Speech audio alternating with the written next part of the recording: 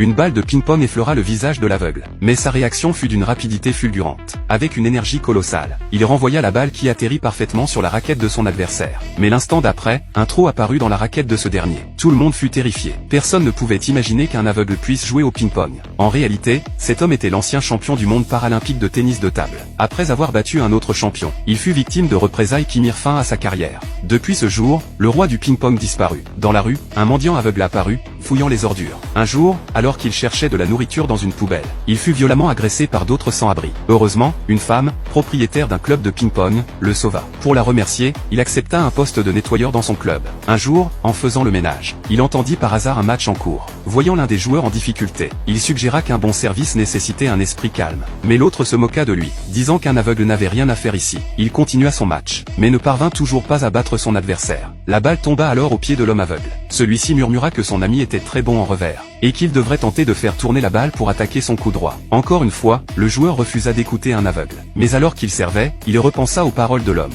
Il tenta la rotation, et battit effectivement son adversaire. Tous furent stupéfaits, même un balayeur aveugle était si fort. Soudain, une balle de ping-pong fusa en direction de l'homme. Sans hésiter, il prit son balai et la renvoya parfaitement. Encore une fois, tout le monde fut sidéré. Au moment où tout le monde le félicitait, la propriétaire arriva et fit évacuer tous les clients du club. Elle convoqua tout le personnel dans son bureau. Elle expliqua qu'elle avait fait un pari avec une concurrente. Un match devait avoir lieu ce jour-là, et la perdante devait fermer son club, avant même qu'elle ait terminé. L'adversaire arriva avec toute son équipe. À la surprise générale, elle avait amené le numéro 3 mondial. Le niveau était tel que les coachs du club ne pouvaient rivaliser. L'un d'eux tenta sa chance, mais perdit sans pouvoir rendre un seul coup. Le meilleur entraîneur prit alors la relève. Mais l'homme aveugle remarqua quelque chose d'étrange. Le joueur adverse jouait uniquement pour épuiser son opposant. Et en effet, dès qu'il lança son attaque, le coach perdit. La propriétaire n'eut alors d'autre choix que de jouer elle-même. L'adversaire lança une attaque féroce. La balle passa si près de son visage qu'elle lui laissa une petite coupure. Tous les joueurs du club furent vaincus. L'adversaire sortit le contrat et exigea la fermeture du club. Alors qu'elle s'apprêtait à signer, l'homme aveugle, resté en retrait jusqu'alors, s'avança. Ce geste déclencha les moqueries de l'adversaire. Même si ce club est faible, ils n'en sont pas à envoyer un aveugle. Mais l'homme déposa une carte bancaire de 500 000 € sur la table, ajoutant sa propre mise. L'adversaire, confiant, affirma vouloir l'écraser encore plus violemment. Il tenta de réutiliser les mêmes tactiques.